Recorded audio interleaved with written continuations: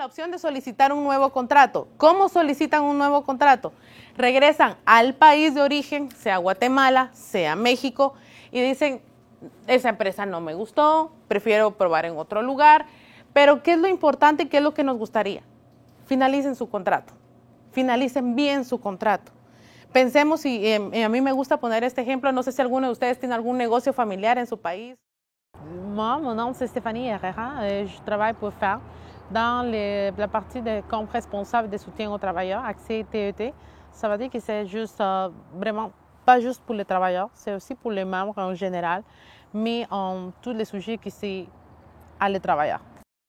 Deben ustedes recordar que el programa les ofrece esa oportunidad de ver a su familia cada cierto tiempo. Por eso es que para nosotros es muy importante y recomendamos muchas veces que los contratos no vayan más allá de los 8 meses. No es porque no nos guste verlos aquí, no es eso, es porque esa duración permite, primero, que más trabajadores se beneficien del poder venir a trabajar y de apoyar a su familia. Segundo, que ustedes puedan estar en contacto con su familia. Porque... Je viens de commencer depuis septembre de l'année passée.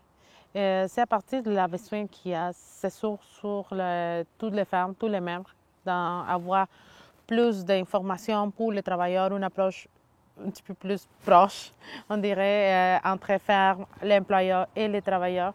Il y a une différence culturelle, langage et tout, qu'on a trouvé qu'il y a la besoin de quelqu'un qui parle espagnol, qui comprend tous les endroits culturels d'où viennent les travailleurs, qu'est-ce qu'ils font. Ça a été bien jusqu'à ce moment. C'est surtout connaître beaucoup plus le terrain, donner plus d'informations à les travailleurs que ça n'a jamais été donné à eux avant de venir ou des autres institutions qui sont autour qui ne savent pas vraiment comment donner ces informations.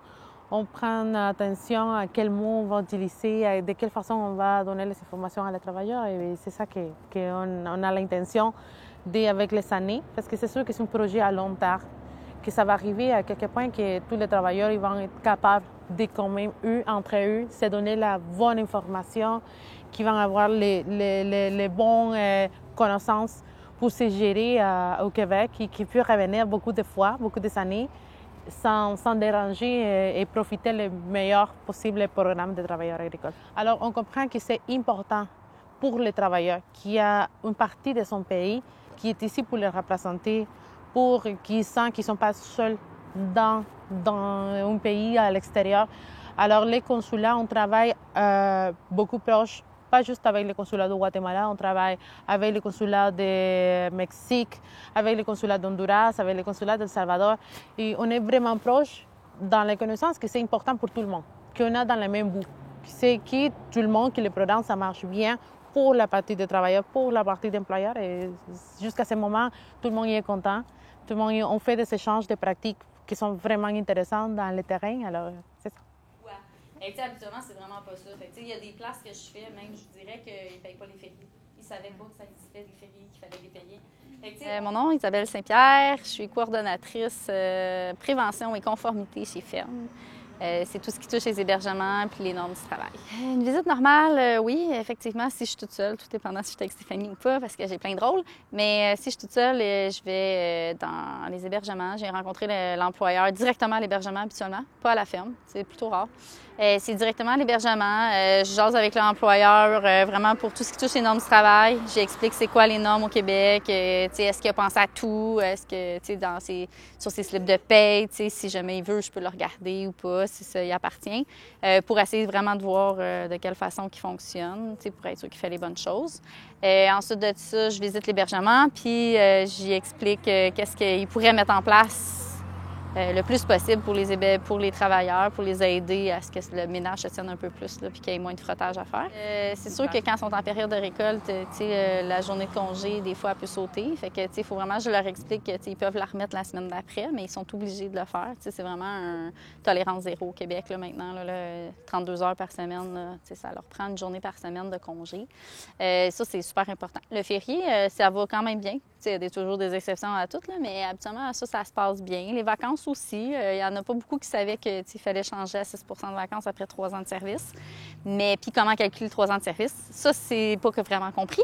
Donc, je leur explique pour qu'ils comprennent puis pour être sûr qu'ils donnent le pourcentage adéquat là, aux travailleurs. Là.